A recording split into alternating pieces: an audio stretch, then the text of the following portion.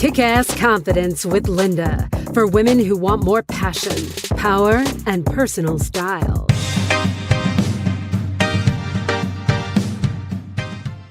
Hello, beautifuls. Welcome back to Kick-Ass Confidence. I'm Linda, your confidence coach, and today I'm going to be giving you 3 power tools that will instantly boost your confidence. If you do these 3 things, there are many, but if you just do one of them, all these 3, they will instantly expand and boost your confidence, because what we're talking about here on this podcast is confidence through the power of personal style. How do you do that? How do you get up, dress up, walk out your front door, knowing that you've nailed it, ready to slay your day, feeling and looking amazing, and being in the fullness of your spirit of beauty as a woman? Because it has been too long, my friend, that you might have been dressing down and blending into the background and playing small and being overlooked. And I want you to go from overlooked to overbooked. I want you to go from a frumpy, frustrated status quo to a confident, bold, beautiful tomorrow.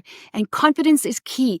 Confidence, make sure that you catch my first welcome podcast, which is all about what is self-confidence, what's the difference between that and self-esteem, and how do we weave in the power of personal style? How do we harness the power of enclosed cognition? The science is out there to help us to get up, dress up, and go and be that bold light on a hill that you know we are called to be, and to go and live a wonderful life. How do we do that?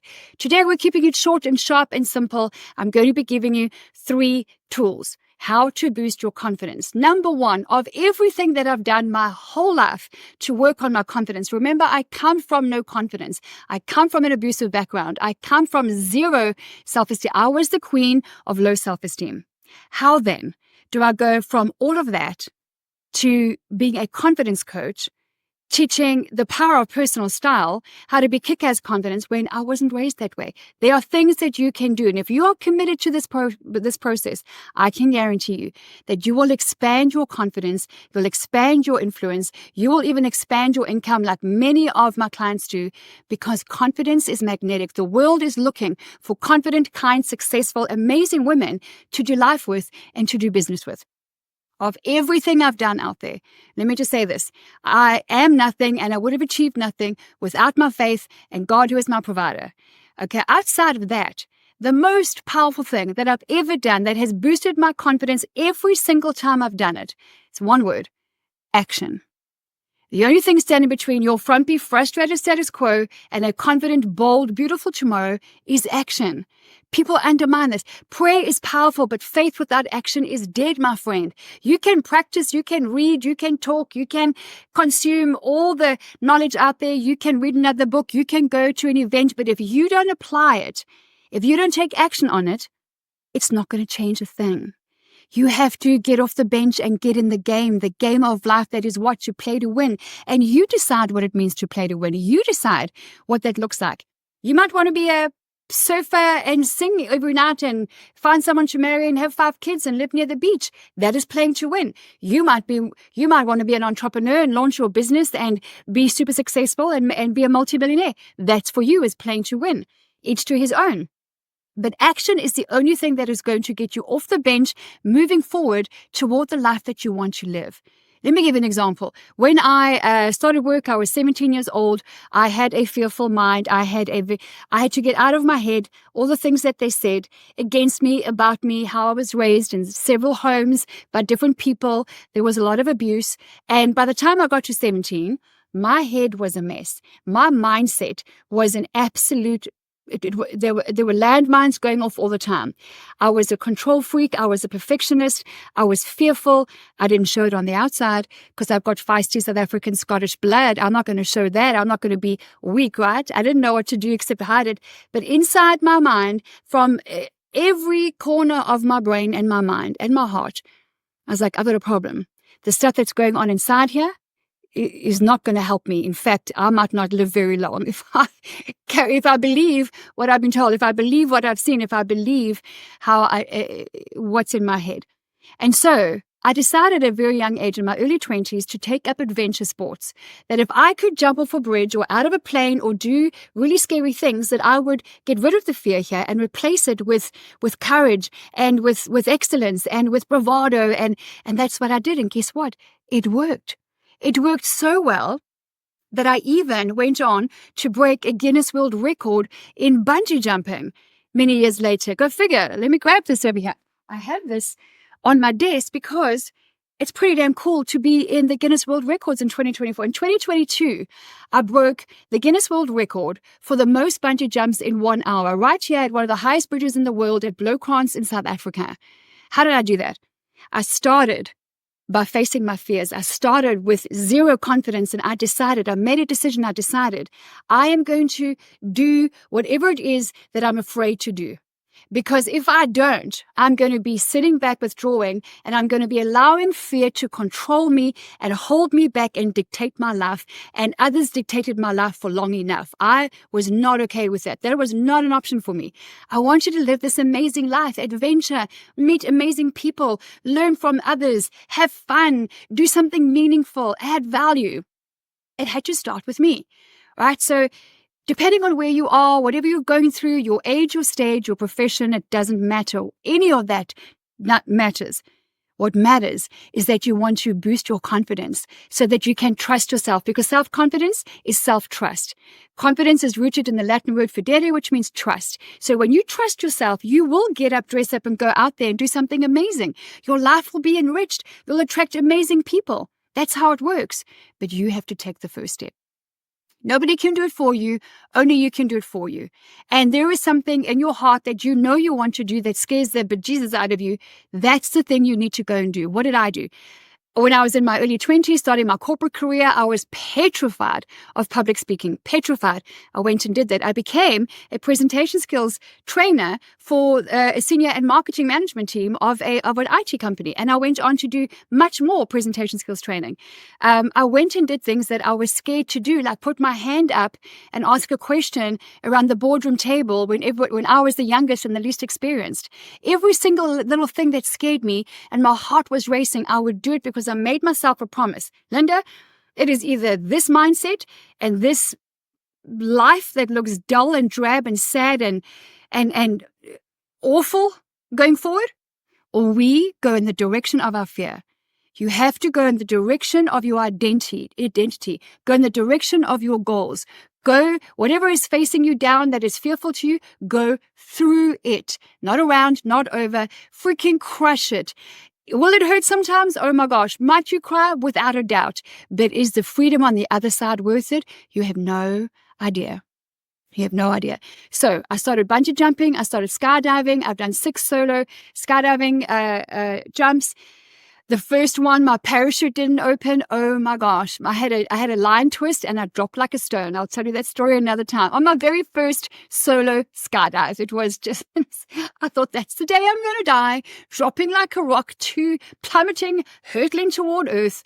Oh well, there's going to be a bit of a splat. And I like, that goes through your head. You're like, you see on the movies, all these things. It was a whirlwind. Another story another time. But I didn't die. And I got to love bungee jumping.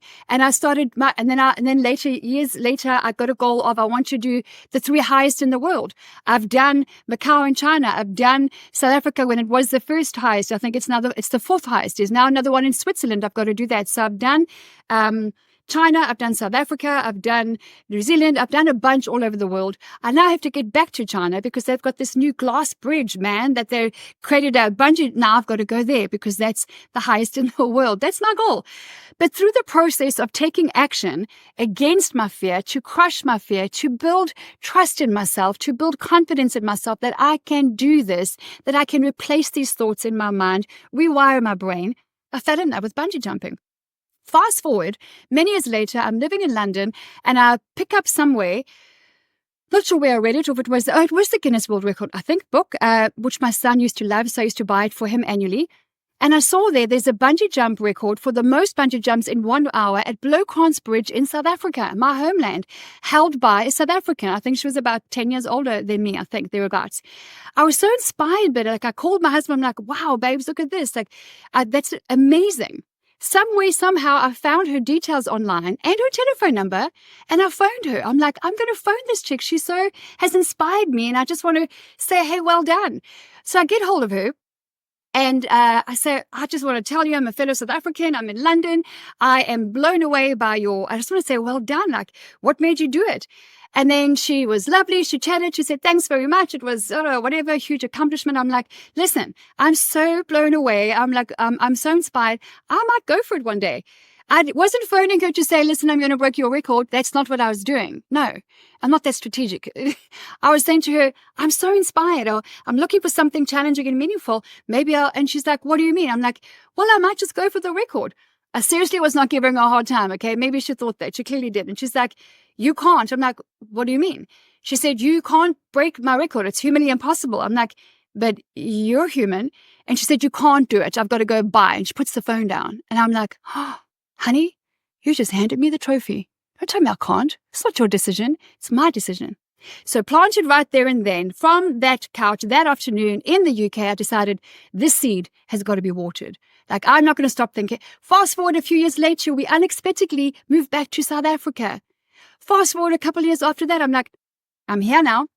One of our precious neighbors, we're sitting having a glass of wine at the end of the week on the patio outside, and it turns out he's a Guinness World Record holder. So I tell him, I'm like, this is what happened. This is the story. He's like, you should do it. So I did. So not only did I plan on doing it, I got a telephone call whenever it was later down the line, I think the following year, whatever the timeline was, from a TV production company, from an awesome company in South Africa that wanted to interview and invite 10 South Africans attempting to break or set Guinness World Records because they were doing a TV series on South Africans setting Guinness World Records. Linda, would you like to be part of it? Would like to interview? I'm like, sure. We have the interview. It all goes well. They're like, cool. And then guess what? I have 6 weeks to train. Now I'm a little bit chubbier. I'm heavier. I'm like, oh my gosh, I've got to lose weight. And I've got about 6 weeks to do it.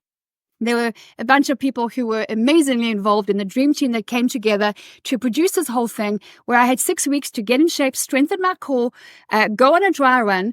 And listen, bungee jumping. So the record was 19 times in 1 hour. It's a lot. Okay. It's a lot.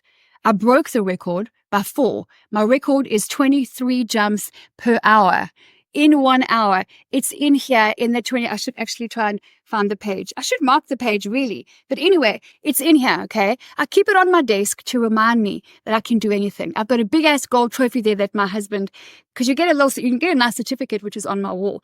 I want a big ass gold trophy that my amazing husband went to go and organize for me. And I see it every day. I'm like, I can do anything that I put my mind to. So can you. Action. So we broke the record. It was amazing. What was it like? Well, it was a whole new experience, vomiting upside down in midair, I'll tell you that. But these are things that you can deal with, okay? And I trained for it, put my mind to it. And don't tell someone they can't do something. Don't tell yourself that you can't, because whether you think you can or think you can't, you are right, said Mr. Henry Ford. You can do anything.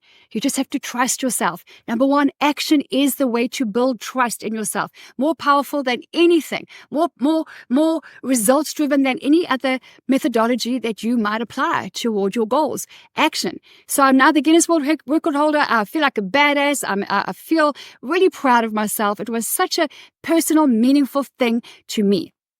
And yes, I did get a text from the former record holder. I don't know what it was, a couple of months later, and her words were, congratulations, I am gobsmacked that you broke my record. So anyway, I was like, thanks, smiley face. Action. What is the thing that you need to take action on? What is the thing that you can take action? Pick one thing. And yes, it's got to scare you. You don't have to go and bungee jump. I'm not, but you should try it. It's a lot of fun. But it's a stress release. It's an amazing, those seconds in the sky, nobody else, just the birds, just the sun, just you. It's just a very spiritual experience for me. It's amazing. Pick one thing that you're scared of and just do it. Just do it on a regular basis all the time. It's like driving a car. The first time you got in, you're like, oh, I'm going to crash. I'm going to die. I'm going to kill these people. No, you won't. No, you didn't. Pick one thing today. What is that one thing? There is something that you know you want to do, that you can do. Just go do it. I've got a beautiful client who's in another country, and she's like, my gosh, Linda, you're so good on camera. You're great with your webinars. I never was in the beginning. Guess what? I was scared of being on camera. I was scared of being on stage. I'm like, that's what I have to do. Oh no, I wish I weren't scared of it because then I wouldn't have to do it. If I'm scared of it, my commitment to myself is go do it. What's the worst that can happen? You're going to fall on your face, screw up, and you're going to get up and you're going to go, oh well, now I know how not to do it. You'll be a step closer to more confidence and to your goals. Action. Number 2, the power of personal style. Confidence through the power of personal style is what I do. It is called enclothed cognition. I've spoken about it before. You can go and check out the Adam and Galinsky 2012 report on enclothed cognition. What is that? How come our clothes have so much power? What do they symbolize? How do they actually impact our cognitive process of how we do life? What is it? Why? How does that work? Very interesting. Go and study that. Personal style, what you wear, impacts everything. Absolutely everything. From your marriage to your mojo, your money, your mood, everything. When you're down and you're sick and you're feeling low, how do you dress? The same way. You have to dress to feel a certain way, not according. Heaven forbid we as women dress according to how we feel. I would have 15 wardrobe changes a day. That's just a little bit too much for me to administrate. So the power of personal style is a scientific thing. It is a body of research out there that is irrefutable in terms of how it makes us feel, and how we see ourselves is also impacted, not just how others see us.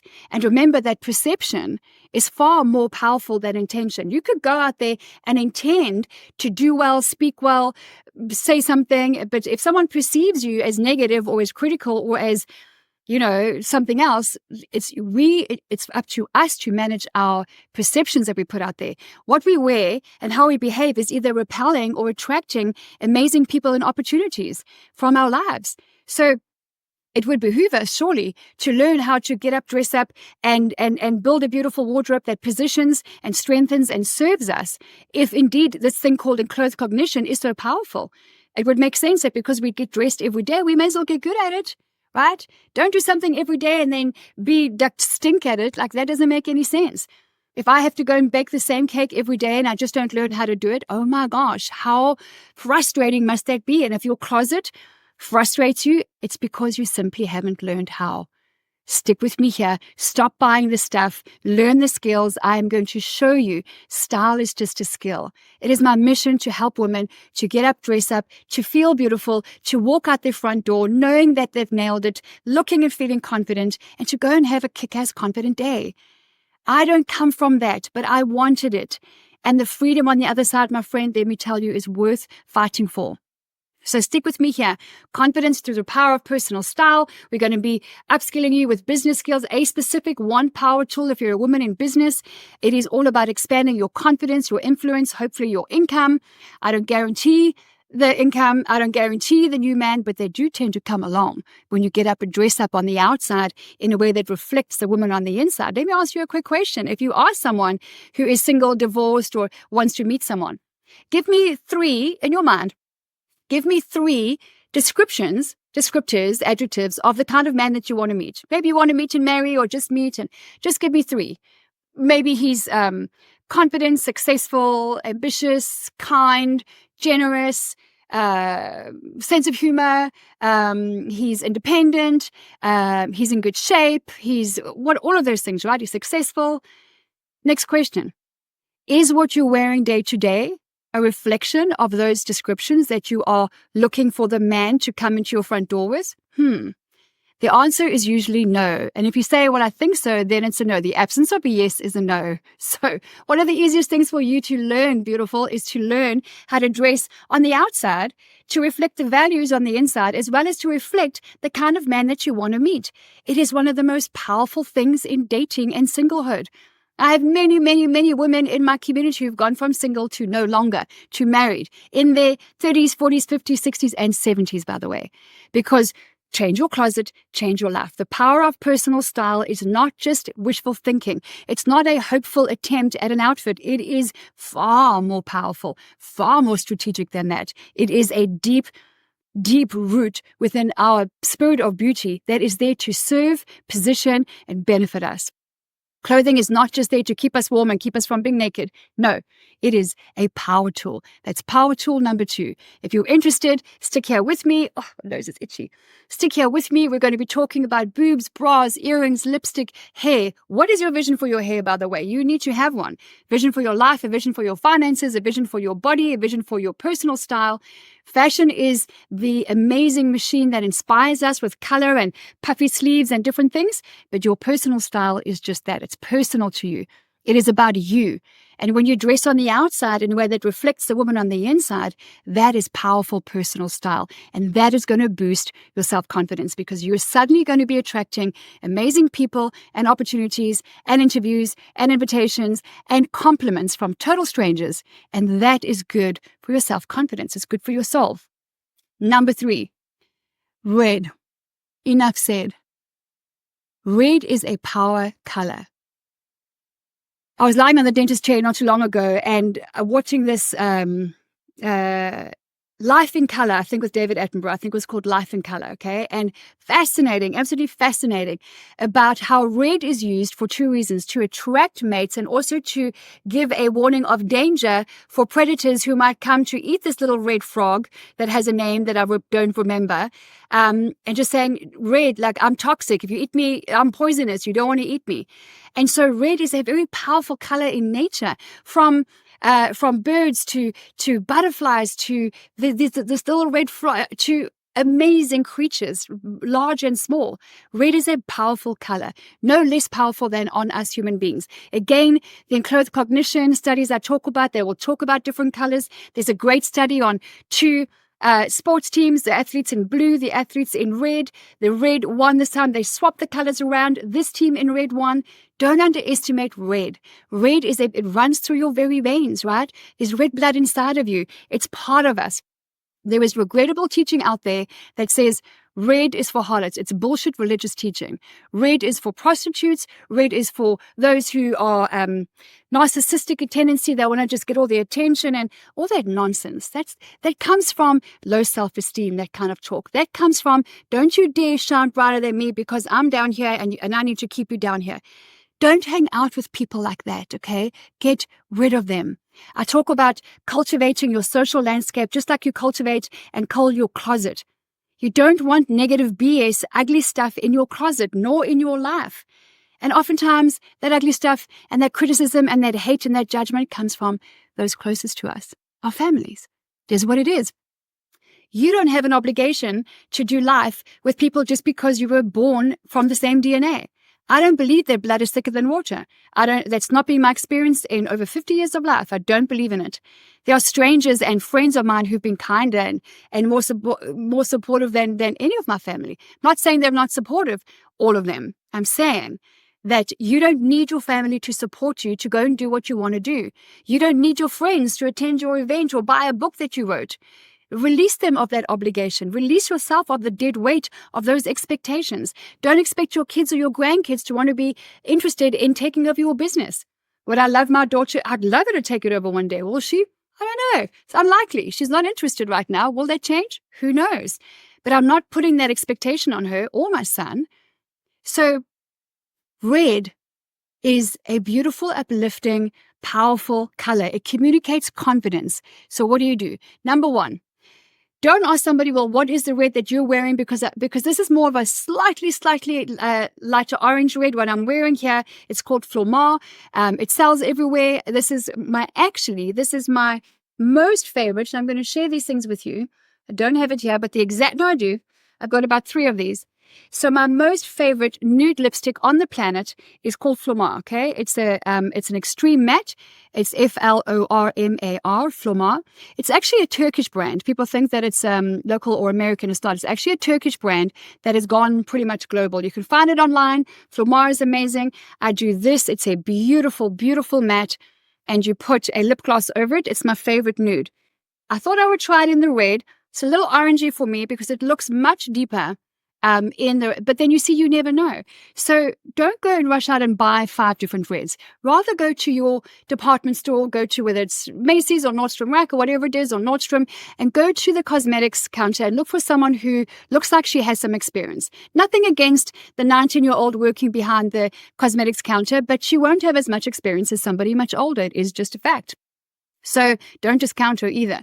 Don't discount because she's 19. You don't know. She might have been raised by a powerhouse beauty mogul from the age of 12 who knows exactly what red you need, okay? I'm not saying that.